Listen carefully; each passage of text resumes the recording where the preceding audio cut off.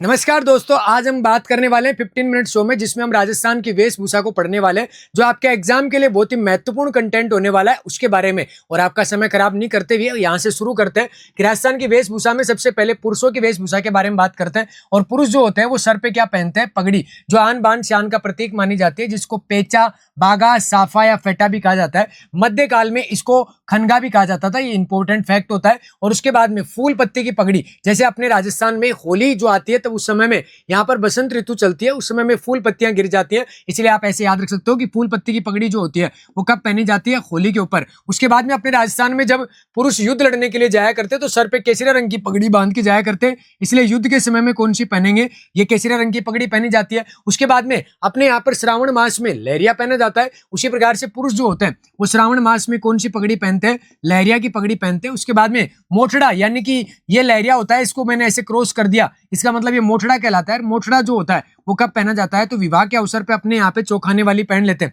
उसके बाद में अगली बात आती है मदिल की पगड़ी। मदिल में इस दह को पकड़ना और दह से याद रख लेना दशहरा सबसे इंपॉर्टेंट मानी जाती है, दशहरे पर पहनी जाती है। उसके बाद में सबसे बड़ी, बै से बड़ी और बै से बागोर की हवेली, और बागोर की हवेली जो होती है वो कहाँ पे है? तो उदयपुर में है, ये बात भी आप याद रख सकते हो। उसके बाद में अटपटी पगड़ी, ऐसे अटपटी पगड़ी और ऐसे किसके समय में चली थी? अकबर के समय में चली थी। और इस पगड़ी का प्रचलन कौन से प्रदेश में है? तो मेवाड़ में है, ये बात भी आप याद रख सकते हो। उसके बाद में अगली बात आती है कि पगड़ी के आभूषण जो होते हैं उसमें लटकन, जो उसके सामने आते हैं ना, उसको हम लटकन कह देते हैं। उसके बाद में तुर्रा, सभी को पता है कि कलंगी जो होती है वो सामने होती है और तुर्रा जो होता है वो पीछे लगाया जाता है। उसके बाद में जिसके पीछे पेच शब्द लगे, यानी कि सर मतलब सर का, उसके बाद में पेच लग गया, सर पेच हो गया, या रतन पेच हो गया, या गोश पेच हो गया, जिसमें पेच शब्द आ जाए आप आराम से कर सकते हो कि पगड़ी के आभूषण ही होते हैं, क्योंकि यहाँ पे जो बिंदी सी लगती है पेच कहते हैं उस बात को, ये बात आप याद रख सकते हो। उसके बाद में यहाँ पे सुनार जो होते थे वो पहना करते थे आटे वाली पगड़ी, ये बहुत ही इंपॉर्टेंट फैक्ट है। और उसके बाद में मोटी पट्टेदार,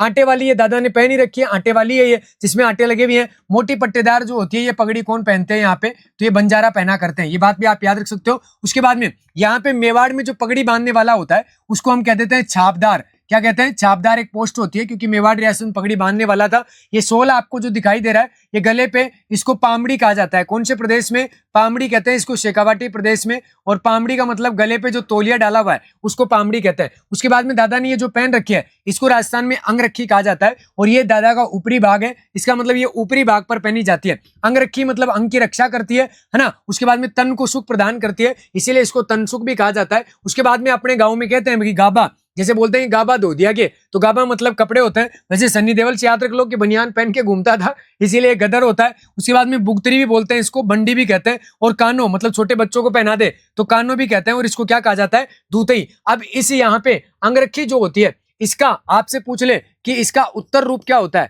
यानी कि आधुनिक रूप जिसको कहते हैं। आजकल दूल्हे पहनते हैं ना खूब अचकन, तो इसका उत्तर रूप क्या कहलाएगा? अचकन कहलाएगा, ये बात भी आप याद रख सकते हो। इसके ऊपर जैकेट की तरह से क्या डाली जाती थी, ये बात आप याद रख सकते हो। और जैकेट की तरह से ये डाला जाता था चोगा, और ये चोगा जो होता है ये अंगरखी के ऊपर पहना जाता है, ये बात भी आप याद रख सकते हो कि अंगरखी के ऊपर पहना जाता है ना, चोगा। और आपसे पूछ ले कि सबसे बड़ा चोगा, ये सीधा फैक्ट आएगा, सबसे बड़ा तो बड़ा आदमी होगा उसी का ही होगा, तो सबसे बड़ा चोगा जो है वो कहाँ पे रखा हुआ है? तो आप याद रख सकते हो यहाँ पे सिटी पैलेस में। और ये सिटी पैलेस जो है वो कौन से की बात करता है? तो वो सिटी पैलेस जयपुर की बात करता है, ये बात भी आप याद रख सकते हो। और ये किसका है? तो आपसे पूछे तो ये माधो सिंह जी का है। किसका है? माधो सिंह जी का है, ये भी बात आपको याद होनी चाहिए। तो ये एक जैकेट टाइप का हो गया है ना। उसके बाद में हम बात करें कि पुरुष जो होते थे वो पैरों में क्या पहनते थे, तो आपके सामने दिख रहा होगा कि ऊपर से थोड़ा खुला हुआ होता है और नीचे से चिपका हुआ होता है, इसको बोलते हैं ब्रिजेश। और ये कैसा होता है? चूड़ीदार पजामे के समान। कैसा होता है? चूड़ीदार पजामे के समान होता है, ये बात भी आपको पता होनी चाहिए। और इसका प्रयोग एक बार पूछा गया था, तो आपसे भी पूछ ले, तो प्रयोग होता है साहब इसका पोलो खेल खेलते समय, और पोलो और एक शिकार खेलते समय। जैसे ये चूड़ीदार पजामे के समान होता है, और पोलो और शिकार के समय क्योंकि फिटिंग वाला है आराम से दौड़ सकते हो, इसीलिए मान लो आप शिकार खेलने के लिए चले जाओ और आप धोती पहन के चले गए, और उसके बाद में आपके पीछे शेर भग लिया, तो धोती को संभालो या खुद को संभालो, इसीलिए। और पोलो जो होता है वो घोड़े पे बैठ के खेला जाता है, आप धोती पहन के घोड़े पे चढ़ो और नीचे गिरोगे तो धोती पता नहीं कहाँ ही जाएगी, इसीलिए आप याद रख सकते हो कि ब्रिजेश जो होता है ये पहना जाता है, जो आपके सामने उसका चित्र लगा हुआ ही है। उसके बाद में अगली बात मैं करूं यहाँ पे कि ये आपके सामने आत्म सुख है, यानी कि तेज सर्दी जब होती थी तो ये सर से, यहाँ सर से लेके और पैरों तक पहना जाता था, तो आत्मा को सुख मिलता था, क्योंकि ये कश्मीरी फिरन होता है। और अपने गांव में डोगरे कहते हैं कि भाई तेज सर्दी में पहनने पर आत्मा को सुख मिला, इसीलिए आत्म सुख होता है। तो ये कब पहना जाता है? तेज सर्दी के समय में। और तेज सर्दी के समय सर से लेकर पैरों तक, ये सिर से पैरों तक पहना जाता है, सिर से पैरों तक, है ना, ये बात भी आप याद रख सकते हो। उसके बाद में अगली बात आती है कि इसकी तुलना किससे की जाती है, तो इसकी तुलना की जाती है बेटा, कश्मीर में पहन के जाते हैं ना, सर्दी राती को होती है तो कश्मीरी फिरन कहते हैं इसको, है ना, ये बात भी आप याद रख सकते हो। उसके बाद में पूछे कि सबसे बड़ा, तो सबसे बड़ा आत्मसुख अगर आपसे पूछ ले तो सबसे बड़ा आत्मसुख जो होता है उसकी बात मैं अगर करूं तो सबसे बड़ा आत्मसुख भी वही रखा हुआ है, और वो भी कहाँ पे रखा हुआ है, वही सिटी पैलेस में। कौन से पैलेस में, सिटी पैलेस में। और सिटी पैलेस कहाँ पे है, तो जयपुर में है। और ये भी किसका है, ये भी आपको बात याद रख लेनी है, और ये भी उसी माधो सिंह जी का ही है ना, ये बात आपको पता होनी चाहिए कि ये माधो सिंह जी का ही कहलाता है, ये भी सिटी पैलेस में रखा हुआ है। उसके बाद में जब सर्दी होती है तो एक मोटा ऊनी शॉल ओढ़ लेते हैं अपन, है ना, सर पे डाल लेते हैं, तो उसको बोलते हैं यहाँ पे पछेवड़ा। तो सर्दी के समय में ओढ़े जाने वाला मोटा ऊनी शॉल होता है ये, है ना, शॉल गाँव में खूब ओढ़ते ही है, ओढ़े जाने वाला, है ना, ये बात आप याद रख लीजिएगा कि ये ओढ़े जाने वाला मोटा ऊनी शॉल होता है, ये मोटा ऊनी शॉल। और इस ऊनी शॉल को क्या कहते हैं, यहाँ पे ये भी आपको पता होना चाहिए, तो वो कहते हैं साहब यहाँ पे पछेवड़ा। उसके बाद में कोपेन, कोपेन क्या होता है, जैसे साधु सन्यासी चोला पहन के घूमते हैं, है ना, तो वो कहलाता है कोपेन। तो ये साधु सन्यासियों के वस्त्र होते हैं, किसके होते हैं, साधु सन्यासियों के, ये भी आप याद रख सकते हो। उसके बाद में आपसे ये पूछे साधु सन्यासियों के वस्त्र कौन से हैं, तो यही होंगे जो चोला पहन के रखते हैं, कान फटे हुए होते हैं, है ना, तो ये याद रख सकते हो। ऐसे भी कि साधु सन्यासियों की भौगोलिक स्थिति बिगड़ी हुई है ना, कोपेन, तो ये भी आपको पता होना चाहिए। उसके बाद में अगली बात आती है यहाँ पे कि एक होता है घुंगी, कौन सा, घुंगी। और घुंगी जो होता है वो बारिश में भी पहना जाता है और सर्दी में भी पहना जाता है ना, बारिश के समय में जैसे रेनकोट होता है ना, उस टाइप का होता है, तो ये बारिश के समय में भी या सर्दी के समय में भी, तो ये बात आप सबको पता होनी चाहिए। जो आपके एग्जाम के लिए इंपॉर्टेंट फैक्ट है उन सब के बारे में बात करने वाला हूँ। अब बात करें हम महिलाओं के वस्त्र की, और महिलाओं के वस्त्र में सबसे ज्यादा पूछा जाता है लहरिया। लहरिया राजस्थान में कहाँ का फेमस होता है, जयपुर का, या दूसरा कहाँ का फेमस होता है, जोधपुर का, ये बात भी आपको पता होनी चाहिए। देखिएगा ये लहर इसमें डाली जाती है इसलिए इसको लहरिया कहते हैं। मूलतः लहरिया 7 रंग का होता है, क्योंकि जैसे रेनबो में 7 रंग होते हैं ना इंद्रधनुष में, उसी प्रकार इसमें होता है, परंतु प्रसिद्ध रंग जो होता है वो पचरंगा माना जाता है। आपसे पूछे कि पचरंगा कहाँ का फेमस होता है, तो पचरंगा जयपुर का फेमस होता है। और सतरंगा 6 से 7 और 6 से सुजानगढ़, 6 से 7 और 6 से सुजानगढ़ का फेमस है, जो चूरू में पड़ता है। इसी प्रकार से प्रताप शाही का लहरिया जो है, इसमें आपको याद रख लेना है कि इसमें इसका उल्लेख किसमें मिला, तो इसका उल्लेख मिला साहित्य में, यानी कि इसका उल्लेख साहित्य में इसका उल्लेख मिलता है, ये बात भी आप याद रख सकते हो। उसके बाद में राजा शाही लहरिया, इस पे कौन से रंग का सर्वाधिक प्रयोग होता है, तो गुलाबी रंग का। कौन से रंग का, गुलाबी रंग का। और जयपुर के रंगरेज जो होते हैं, जयपुर के रंगरेज का मतलब होता है रंगाई करने वाला, या नीलघर जो होते हैं वो सर्वाधिक कौन सा रंगते हैं, तो ये भी आपको पता होना चाहिए कि सर्वाधिक कौन सा लहरिया रंगा जाता है, समुद्र लहरिया। और इसका पर्व कौन सा होता है, तो आप सबने देखा ही होगा कि ये श्रावण मास में रंगा जाता है। और श्रावण मास में कौन से पर्व पे, तो तीज के पर्व पे, याद रख लेना, लहरिया तभी पहना जाता है। ये सब फैक्ट आपको पता होना चाहिए। चाहे कोई भी शाही आ जाए, प्रताप शाही, राजा शाही, समुद्र, जिसका भी नाम आए, ये तीनों के तीनों लहरिया जो होते हैं वो राजस्थान में कहाँ के फेमस होते हैं, जयपुर के फेमस होते हैं। याद रखिएगा जिम्मी सबसे इंपॉर्टेंट फैक्ट होता है। और जिम्मी देखो, जैसे शादियों में लाइट जलती है ना, तो बोलते हैं ना जिम्मी जिम्मी, उसी प्रकार से मामा द्वारा भांजी के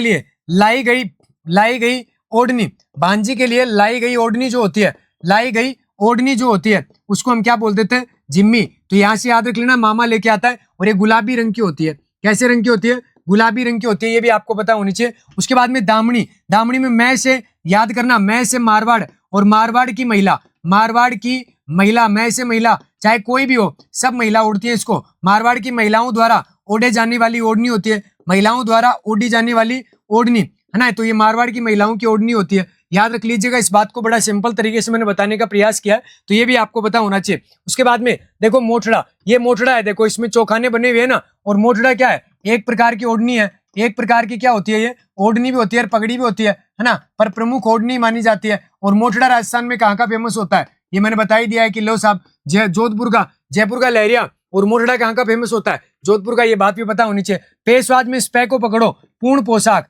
महिलाओं की पूर्ण पोशाक जो होती है, पूर्ण पोशाक का मतलब ये होता है कि ये गले से पैरों तक आता है, जैसे आपने देखा होगा, इसका एक उदाहरण गाउन है ना, ये समझ गए होंगे सब, गाउन जो होता है महिलाएं पहनती है उसको भी पूर्ण पोशाक बोलते हैं। सरारा मतलब सह से सरारा, सह से सलवार रूपी, यानी कि सलवार का जैसा सलवार रूपी वस्त्र, यानी कि नीचे से खुला हुआ होता है, ऊपर से थोड़ा चिपका हुआ होता है ना, उसको शरारा बोल देते हैं। उसके बाद में साड़ी जो होती है महिलाएं खूब पहनती है, और साड़ी के प्रकार आते हैं। जैसे मैं कहूँ आपसे कि चोल निचोल, एक तो इसको याद रख लो, चोल निचोल होता है ना। चोल निचोल में दोनों नाम एक ही हो गए। और एक होता है चीर, चीर पटोरी, चीर पटोरी होती है। जैसे आपने देखा होगा महाभारत में जो द्रौपदी जो थी उसका चीर रण हुआ था, इसलिए आप चीर याद रख लो ताकि आपका एग्जाम में पकड़ जाओगे, है ना। उसके बाद में दुकुल भी होता है, दुकुल भी होता है ना। और क्या होता है, अंशुक होता है साहब, अंशुक भी होता है। और एक होता है दोहरावाली, दोहरावाली देखा ही होगा कि उसमें लाइनें होती हैं, है ना। दोहरावाली, चोरसो, ये सब साड़ी के प्रकार होते हैं,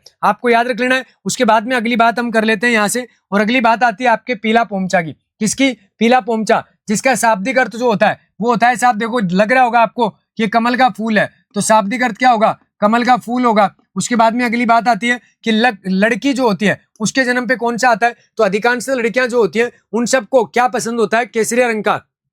यहाँ पे सॉरी, तो यहाँ पे लड़कियों को गुलाबी रंग पसंद होता है, इसलिए गुलाबी आता है लड़की के जन्म पे। और लड़का हमेशा लड़ाई झगड़े करते हुए लाल पीला ही रहता है, इसलिए पीला पोमचा जो होता है वो लड़के के जन्म पे आता है ना। ये बात भी आपको याद रख लेना है। तो पीला पोमचा किस पे आएगा? ये आएगा साहब जन्मोत्सव पे, जन्मोत्सव पे आता है। इसलिए इसका मतलब है कि ये वृद्धि का प्रतीक है। किसका? वृद्धि का प्रतीक माना जाता है। ये भी आपको पता होना चाहिए, वृद्धि का प्रतीक माना जाता है। तिलका क्या होता है? तो तिलका होता है साहब मुस्लिम महिलाओं के वस्त्र। किसके?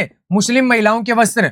ये मुस्लिम महिलाओं के वस्त्र हैं, तो ये भी आप याद रखिएगा, मुस्लिम महिलाओं के वस्त्र, है ना। तो ये सभी को पता होना चाहिए। तो समझ में आ गई होगी बात, और ये सारे के सारे आपको याद करके जाने हैं, है ना। तो यहाँ से ये सारे के सारी वेशभूषा संबंधित जो आपके एग्जाम के लिए इंपॉर्टेंट है उसके बारे में मैंने बात बता दी है, और एक एक चीज को की पॉइंट के माध्यम से याद करवाया। अगर आप ऐसी क्लास और देखना चाहते हैं तो इस पे ज्यादा ज्यादा कमेंट करके बताइएगा कि आपको क्लास कैसी लगी, और एक का उत्तर और देना है। जैसे अपने यहाँ पे कहते हैं कि मारू थारे देश में उपदेश तीन रतन, एक ढोला, एक मरवण, और तीजा कसुमल रंग। और कसुमल रंग जो होता है ये कैसा होता है? ये कमेंट बॉक्स में छापिए इसका उत्तर, है ना। ये आंसर आपको देना है, इसलिए कमेंट बॉक्स में भर दो। और उसके बाद में क्लास कैसी लगी ये भी आप बताइएगा। तो मिलते हैं अगले सेशन में जो आपके लिए बहुत ही शानदार साबित होने वाली है एग्जाम में। तब तक के लिए सभी को धन्यवाद। राम राम, खमा गणी, जय श्री कृष्णा, राधे राधे, जय जोहार।